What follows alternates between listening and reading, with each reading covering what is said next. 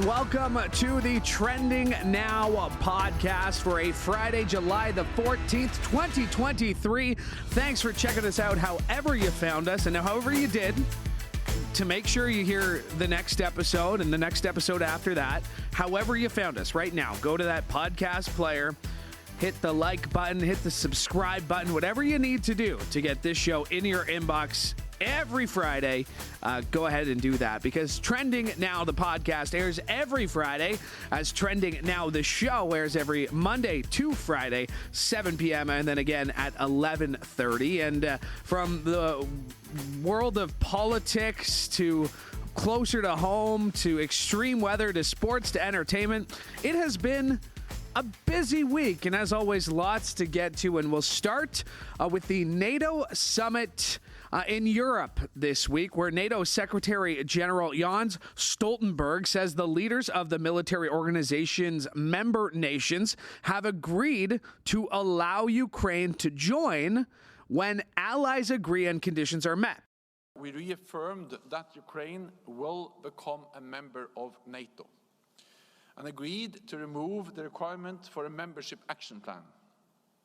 This would change Ukraine's membership path from a two-step process to a one-step process.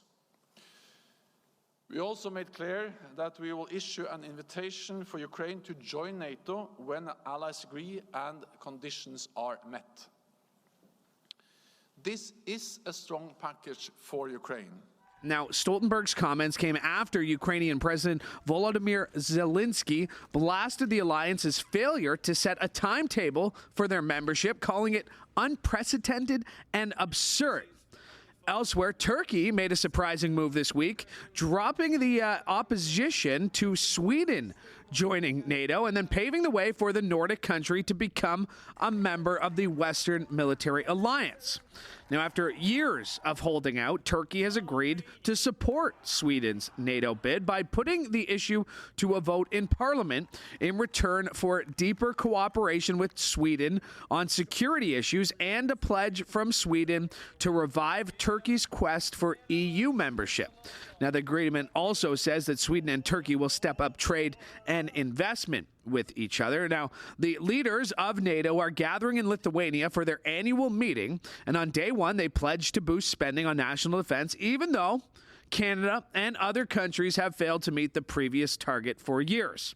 NATO members also have agreed to make the existing target of 2% of each country's gross domestic product the minimum spend each year, but there's no clear plan on how they will achieve that, and Canada has agreed to the target but currently sits spending just shy of 1.3%.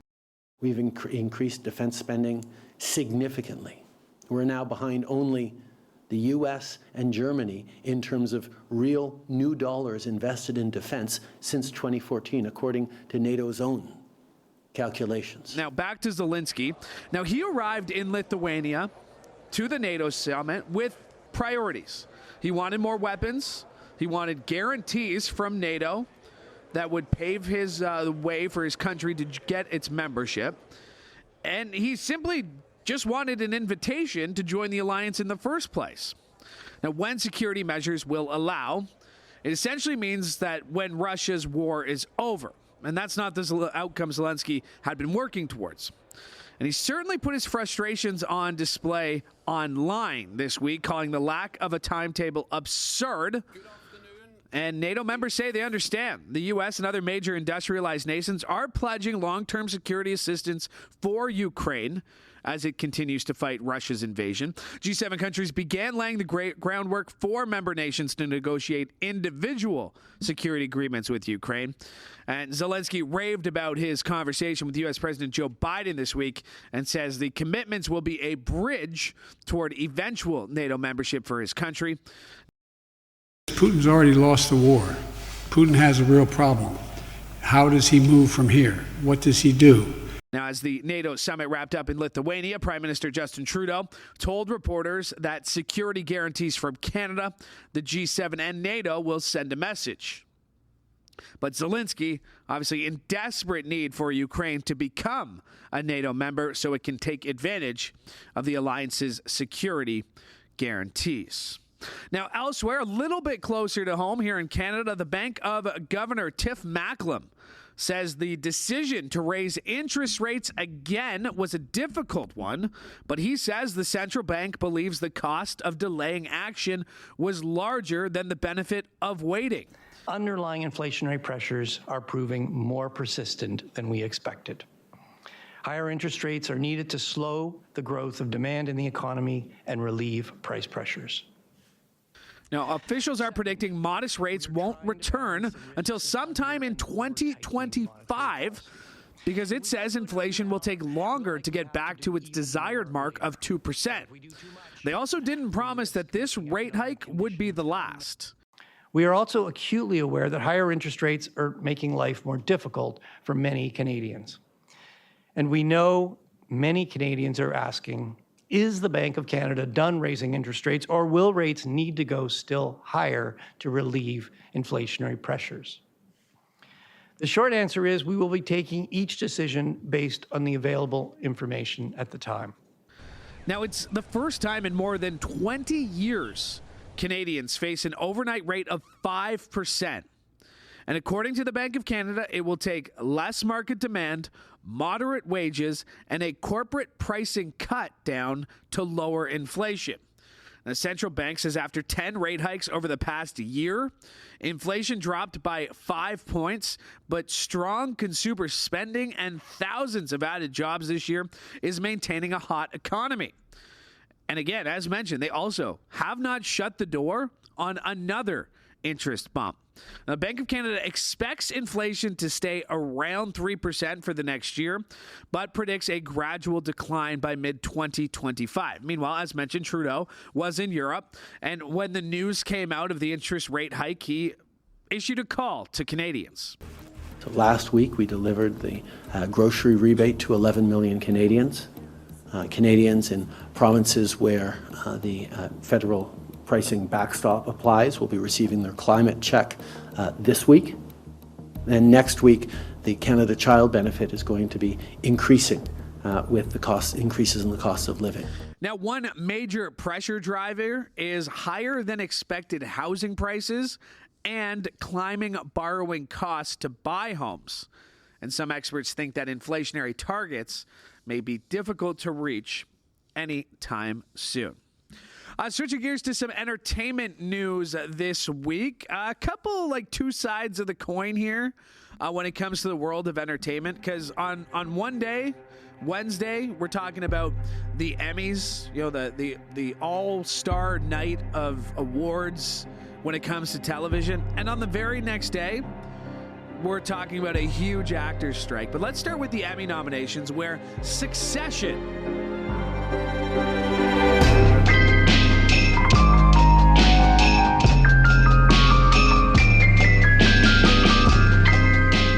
Succession led all Emmy nominees in its fourth and final season with 27 nominations, including Best Drama.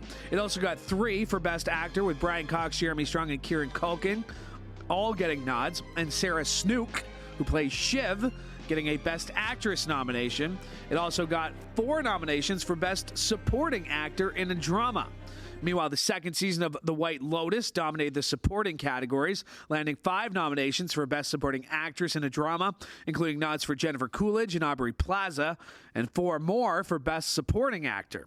Now, The Last of Us actors Bella Ramsey and Pedro Pascal each got lead acting nominations. The show was second behind Succession with 24 nominations, while The White Lotus had 23. So as you can tell, HBO absolutely dominating the Emmy nominations.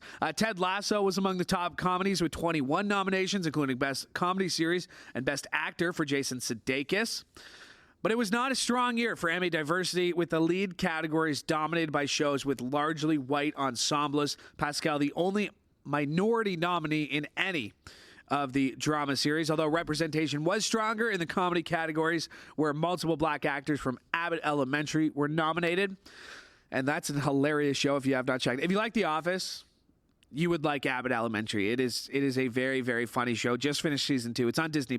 I can't recommend it enough. If you like The Office, if you like all those like Parks and Rec, all those shows, those mockumentary shows, Modern Family. There's a strong push here for me. This isn't in my notes. I'm just saying, go check out Abbott Elementary. It's pretty freaking funny. Also, The Bear got a lot of nominations for comedy, even though some people consider it more to be a drama. And then Jury Duty. I'm not sure if you've seen this show. It's the one with James Marsden. It's like mostly scripted, but there's one guy who doesn't know what's going on. It's on Amazon Freevee. It was nominated for Best Comedy Series and Best Supporting Actor in a Comedy with James Marsden. And then, as mentioned, on the other side of the coin, Hollywood is facing a blockbuster breakdown as actors will join screenwriters in a combined strike that will have huge consequences for the industry. Now, leaders of SAG-AFTRA, the union that represents the actors, voted today to strike after contract talks collapsed, today being earlier this week, Thursday, after talks collapsed with the studios and streaming services that hire them. Now, actors are calling for increased pay as well as progress on residuals paid for when films or shows are shown again, particularly on streaming services. Now, SAG-AFTRA president Fran Drescher was trending all afternoon after this fiery speech. The entire business model has been changed by streaming, digital, AI. This is a moment of history that is a moment of truth. If we don't stand tall right now, we are all going to be in trouble. We are all going to be in jeopardy of being replaced by machines. Meanwhile, during an appearance on CNBC's Squawk Box this week, Disney CEO Bob Iger said that the writers and actors unions going on strike in Hollywood are not being, quote, realistic with their expectations. Now, speaking to David Faber from the Sun Valley Conference, which is a conference for billionaires. I had to look this up. It's a conference. I'm like, why are people in Sun Valley, Idaho? It's because that's where all the billionaires go. They're all hanging out this week in Sun Valley, Idaho. Anyway, Iger commented on the ongoing Writers Guild of America strike and the imminent decision for SAG-AFTRA to join them. Well, I think it's very disturbing to me. We've talked about disruptive forces on this business and all the challenges that we're facing and the recovery from COVID, which is ongoing. It's not completely back. This is the worst time in the world to add to that disruption. I understand any labor organization's desire to work on the behalf of its members to get the most compensation, to be compensated fairly based on the value that they deliver. We managed as an industry to negotiate a very good deal with the Directors Guild that reflects the value that the directors contribute to this great business. We wanted to do the same thing with the writers, and we'd like to do the same thing with the actors. There's a level of expectation that they have that is just not realistic, and they are adding to a set of challenges that this business is already facing that is, quite frankly, very disruptive. So they're not being realistic? No, they're not. Why not? I can't answer that question. Now, Iger's comments come the day after it was announced that he will remain the CEO of Walt Disney Co. through 2026 instead of stepping down at the end of next year as originally planned. And you heard those comments there from Bob Iger being unrealistic. They're demanding too much. I will point out that Bob Iger is set to earn up to $27 million in compensation this year. $27 million in compensation this year, but actors are the ones, writers are the ones being unrealistic with their expectations there. So, yeah. And for more on the actors' strike and everything else that's been going on this week, very pleased to be joined by the fill-in host, fill-in producer, fill-in reporter. You've done just about every job except for this one. Except for yours. Except for this one. I cannot wait until you fill in for me on the Trending Now podcast. I genuinely mean that. Matt Ingram is here with us. And Matt, the actors' strike, you can't not get fired up when Fran Drescher, the nanny, is getting out. I had the theme song, by the way. way, I had the theme song stuck in my head. I didn't think I was old enough to know or remember. Yeah, I was going to say, that's a little, I got a few years on you. That's more my, I used to watch that show when I was a kid. Yeah. But yeah, her speech yesterday, something else. I mean, I've heard that clip now on the radio, on TV, talked about on social media. I think she represented the thoughts of a lot of people, these massive entertainment companies talking about, oh, we can't afford this, we can't afford that. Well, maybe don't pay the CEOs $100 million a year. Beyond entertainment companies, other people are going to be hearing this and think like, yeah, my boss is also, or my boss, my CEO, a lot of people work in big corporate jobs. Like, do you see this as something that could be bigger? Like, if it's one thing to see like people going on strike.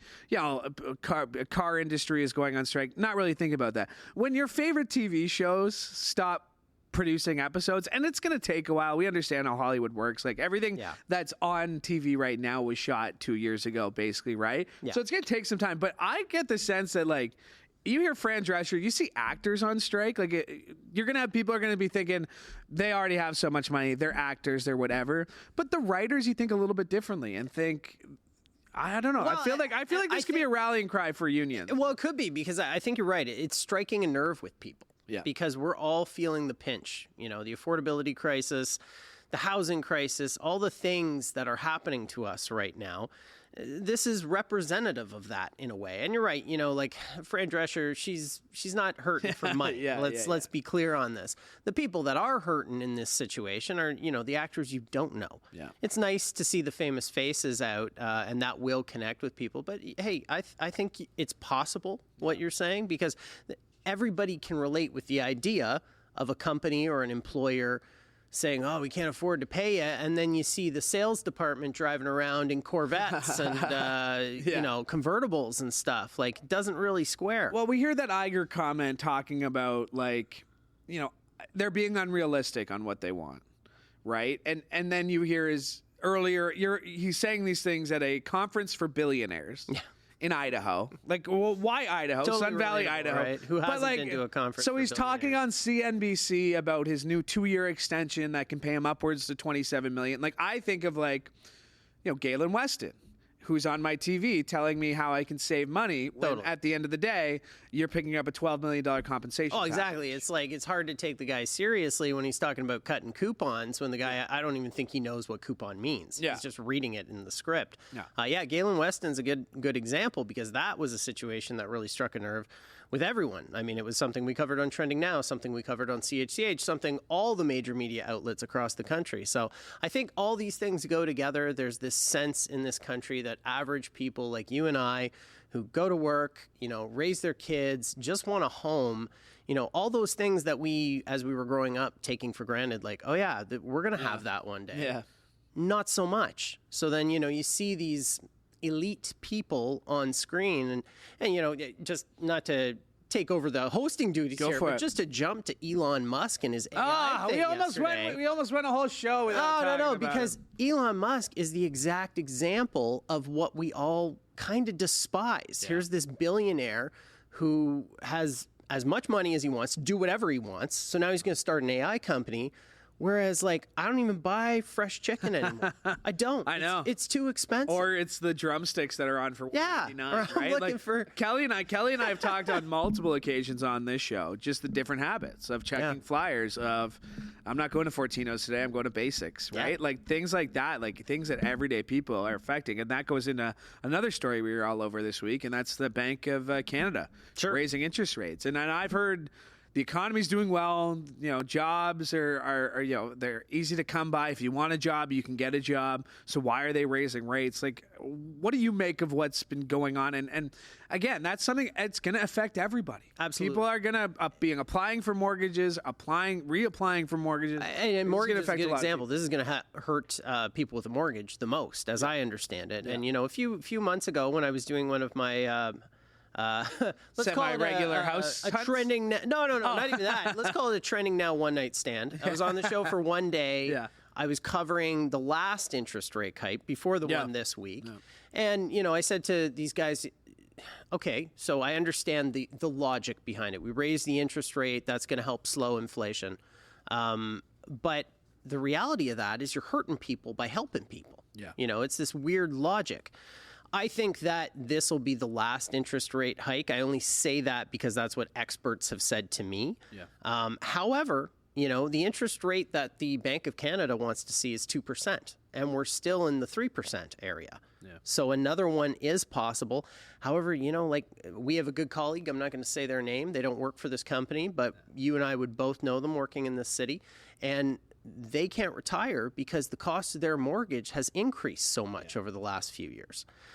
It's a real problem. I know the Bank of Canada is trying to do what they can, but let's face it, Tiff Macklin and the rest of those guys, they ain't hurting for money either.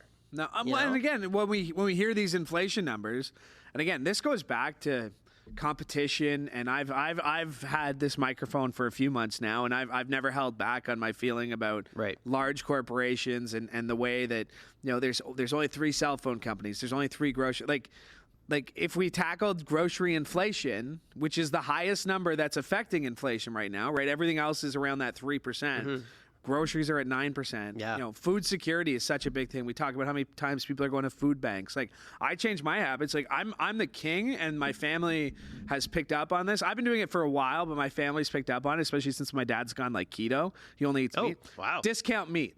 It's what we call it. It's called discount meat. But it's that stuff that's 50% that's about to go bad. And it's just like, it's about to go bad, right? And the color might be off. Like, I'm not, in no aspect of I drive a Hyundai Accent. My apartment is, you know, a modest place downtown St. Catharines, right? Like, modesty is like, I don't care. It doesn't matter to me, right? So if the meat's 50% off, if it's cheaper, I'm going to take it. I've done the same thing, man. Like when I go to the grocery store, even if I'm not looking for meat, I always do a spin through the meat because if there's a couple 50% offers or something. Absolutely. It's funny, like the things that like we do as everyday people versus like, oh, you know, like I only have 2 vacations. Yeah.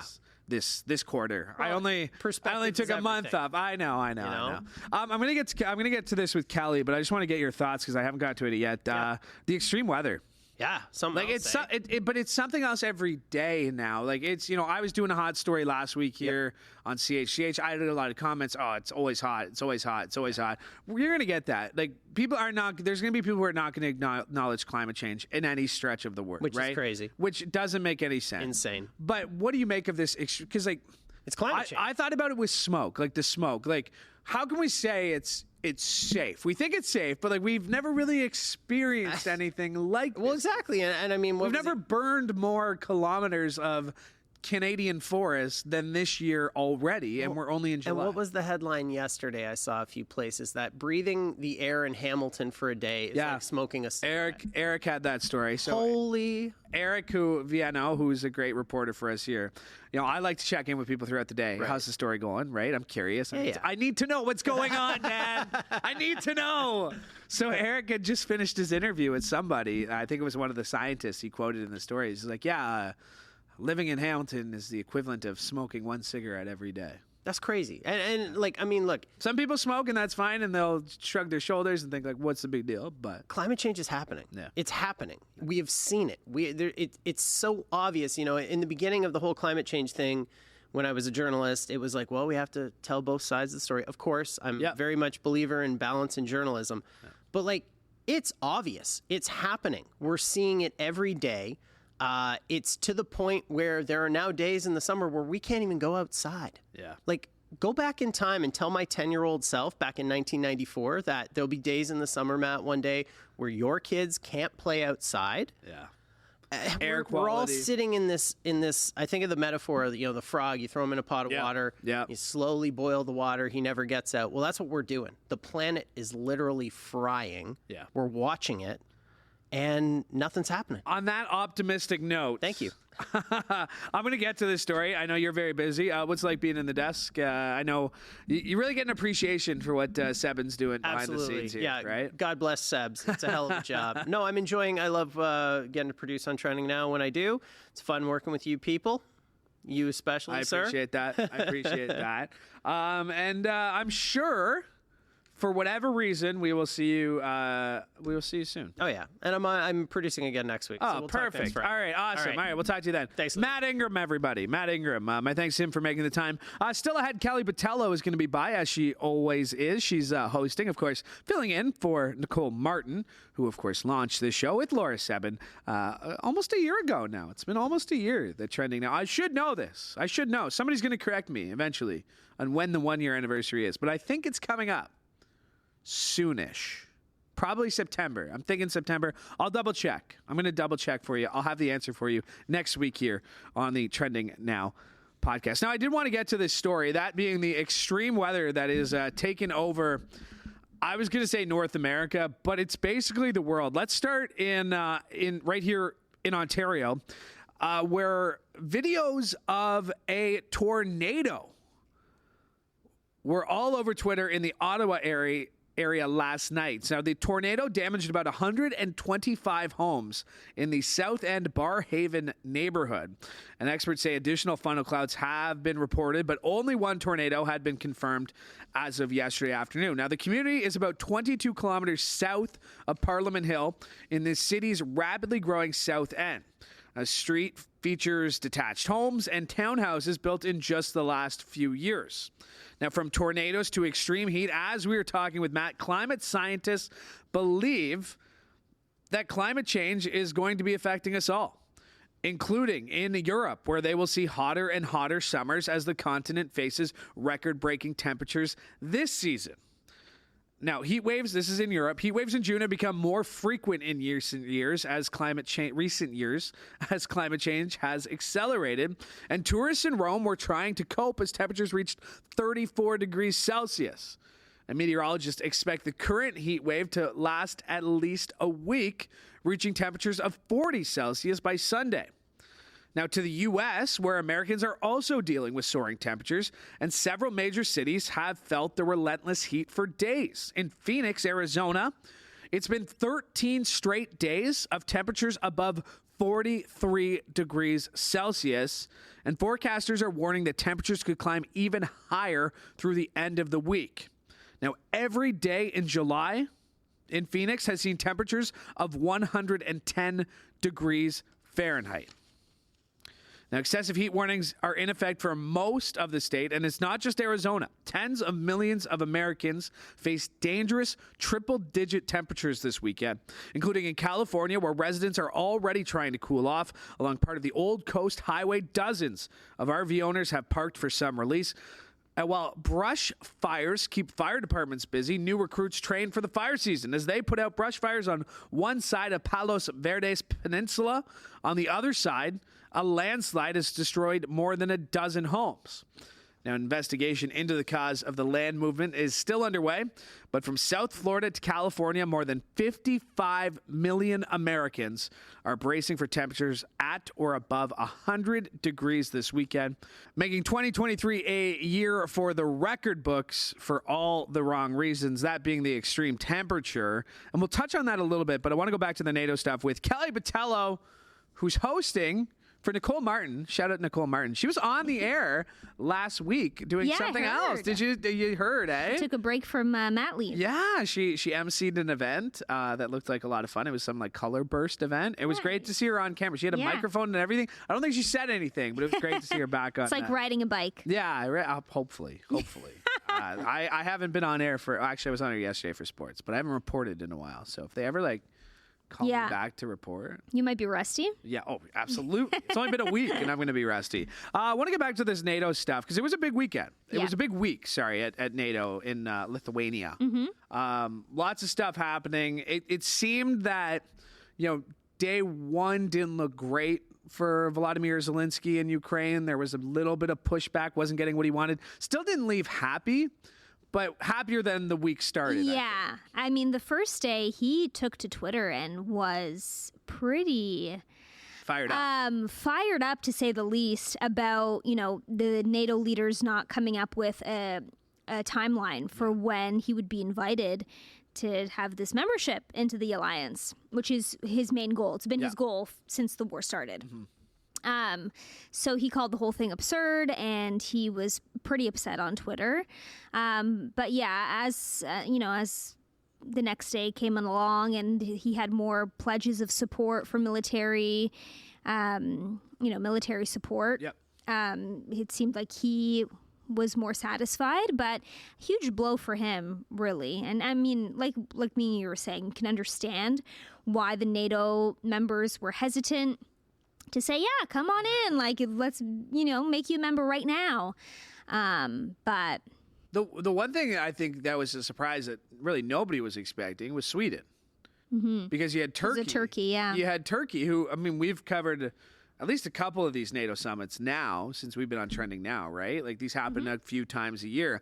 Like, that Turkey, Erdogan was always saying, no, we think you're supporting terrorists, or we think you're doing this. I mean, the deal that they made, it includes like trading opportunities. Like, this is bigger than just NATO. And I mean, like, it's still negotiating. It still has to go to Parliament. Yeah. Oh, at Turkey's parliament. Yeah. So it wasn't like a rubber stamp. Yes. So we'll see what happens. But it was optimistic, that's for sure. Yeah. And again, like, for NATO to meet and it to be calm. I mean, we go back to these NATO summits when the last guy before Biden was in place, right? It was that elbow shoving. He was trying to get to the front of the line. Like, this was kind of boring almost. Yeah. This NATO summit, which is a little bit uneventful, except for the whole Zelensky getting quite upset.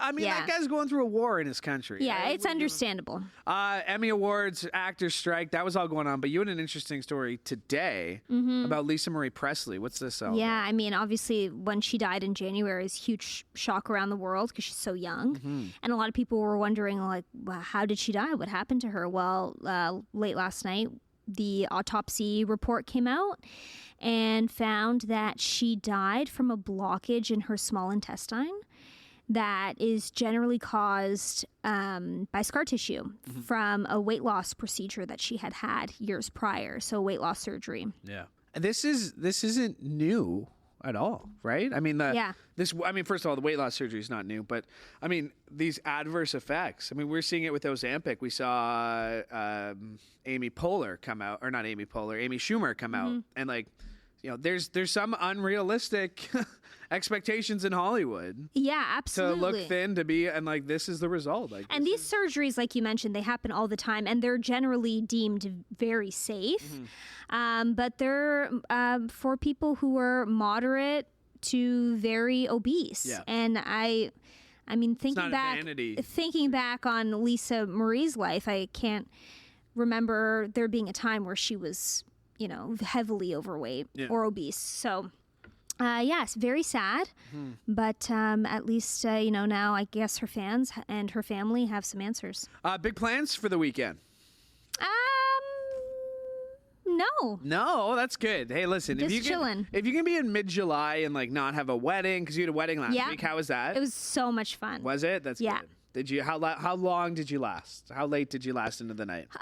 Well, it was in St. Jacobs. Oh. So it was quite the drive. Okay, yeah. So we left around midnight, I think. Oh, okay. That's pretty good. Yeah. To get all the way back from because it was quite a long drive. So. Yeah, mine was in Port Colborne, and I had a shuttle and then a Uber to my parents' house. But it was still a little bit later than midnight. I'm not gonna admit, it was a great time. Yeah, it was awesome. It was like two families that I had known like separately in high school, and then they started dating like 5 years after, like college even. Wow. So it was nice to see a lot of people, and then less CHCH fans. A lot of CHCH fans in Niagara, so definitely. My wrist hurt from all the autographs. No, I'm just kidding. Right. Enjoy your weekend, Kelly. Thanks for this. We'll talk to you next week. Thank you.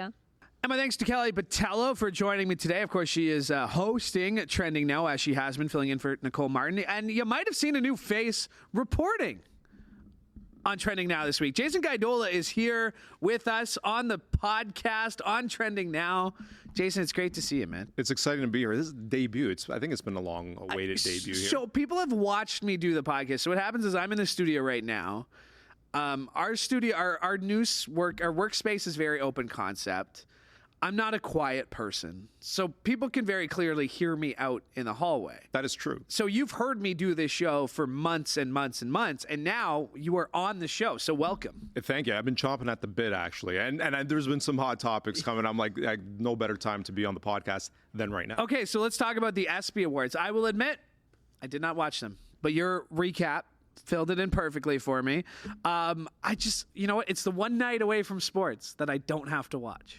Well, and again, it's, to be honest with you, I mean, watching the awards and recapping it, it's more about the show. It's more about looking like the Grammys and less about the sports in my eyes, because some of the awards I went to, the teams and the athletes, I'm like, well, that was kind of predictable. It's like, yeah, why not? Why don't you just give it to every NFL team or every NFL quarterback? It's like, why weren't the Vegas Golden Knights considered? The most obscure, like they're the most obvious or the most obscure, right? Like, oh, we need to give LeBron James an award. I mean, yeah, he did set the all-time record for points, but like, let's make it. And that's, I guess, those events that if you're not, nobody's sitting down and watching a 3.5-hour sports show. Nobody's sitting watching the Oscars for 3.5 hours.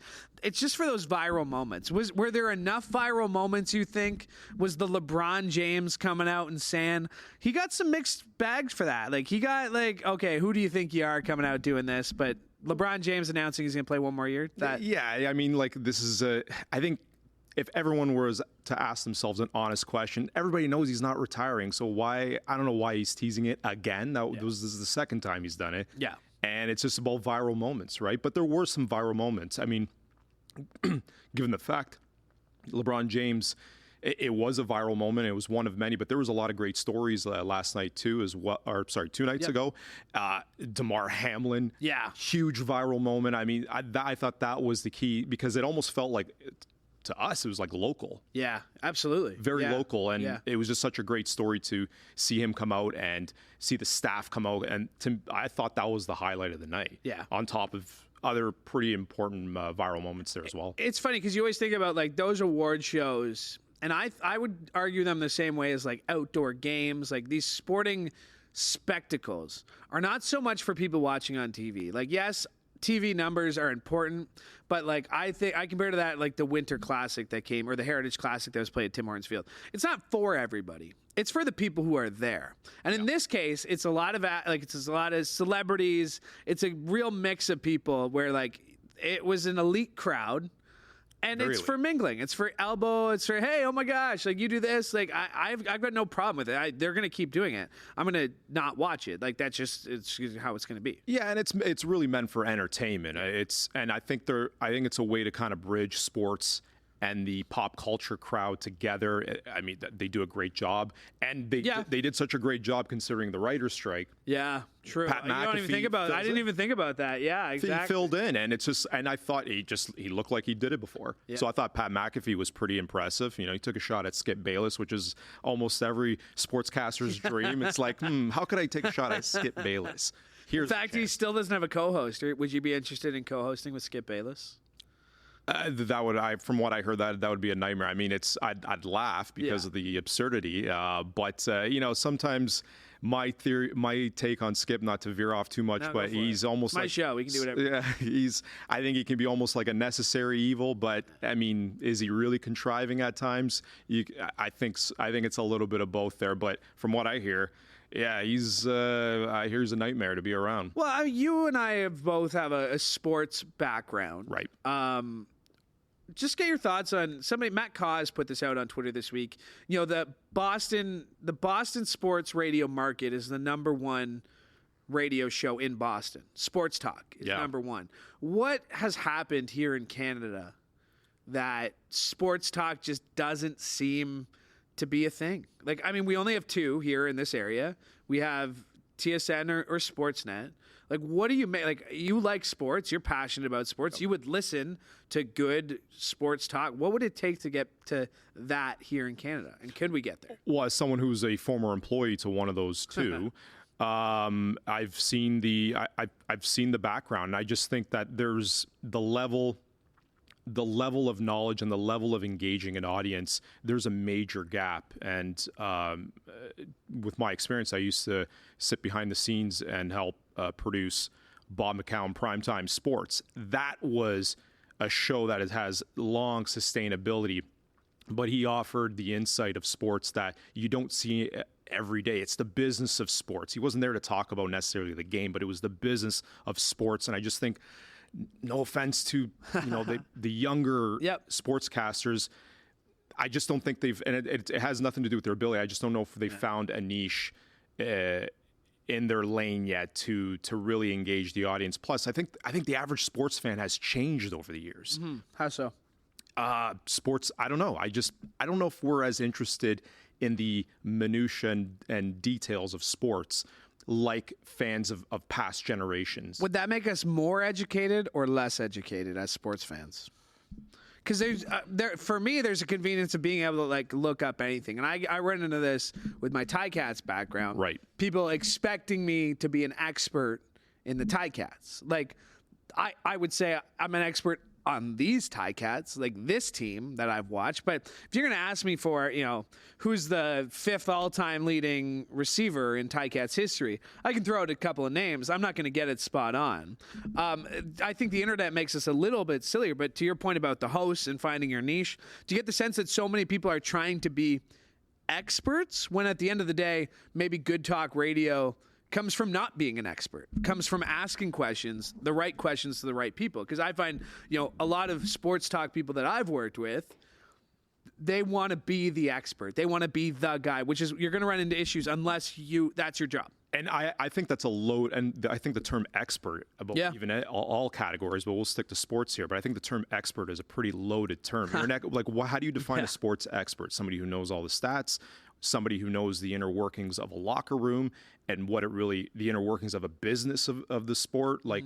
I don't know. I think when the thing, what keeps me engaged when I'm listening to content is insight. It's all about insight on what is happening in the inner workings. The stats are the stats. The history is the history. You may know all that. Yeah. It's great. But if sports talent or sportscasters can give that proper insight, tell those stories on top of the game, if you can somehow bridge that together, I think you can really keep someone's attention, because that's what I tune in. I want to know what I don't know about sports. Yes. No. Tell me something. What is happening?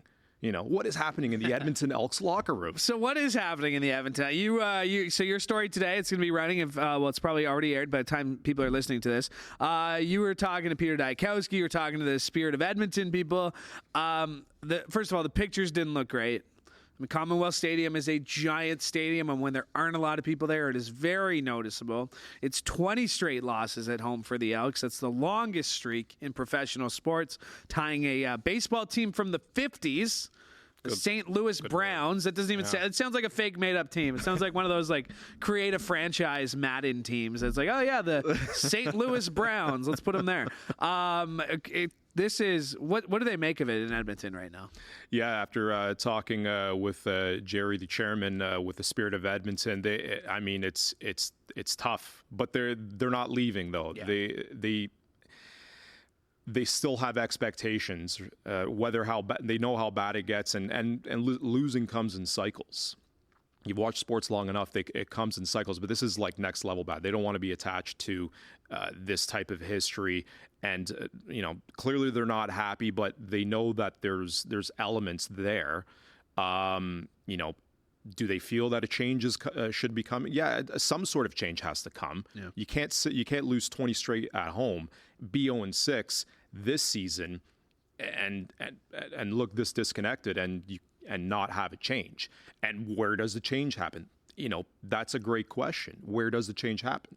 And usually in football, it's either the head coach or the quarterback. But even though that's not, I don't think that's always necessarily fair, but that's usually the first two areas that get addressed when there's problems. And the people I've talked to around the CFL, they say that the CFL coaching salary cap that's in place is preventing any moves from being made, because you still got to pay for this guy. It's still going to go against your cap. When they signed Chris Jones a few years ago, it was a 4-year deal. So it's not 4 1-year deals. So if they fire him, they have to pay him what's left, and that goes against their cap. That is handcuffing. People I've talked to around the league really believe that that's handcuffing teams because you're still going to have to pay this guy, so you don't really get any benefit of bringing in a guy who's might be a little bit better but less experienced, especially in the CFL, such a small league. Yeah, and Chris Jones has a track record. He seems like a pretty hard coach to play for. I mean, that's just my observation. I don't know. Last night, you could see a couple of moments where you're thinking, like, I do not want to be on the side. I think there's going to be a couple extra suicides being ran at practice. But other than that, I don't know. It's a really tough situation there. I mean, but it's the CFL. You can turn. I believe Peter Dykowski told me back in 2011 the BC Lions started 1-7 and then turned it around. They won the Grey Cup that year. So it's the CFL. I think that's what makes it, because it's such a small league, but it's the nature of the league. It's never completely over. I'm not saying that they're going to turn around and make the playoffs, but to get a win on the table, it's still possible. And the spirit of Edmonton, I mean, they're still going to be hanging. They're excited.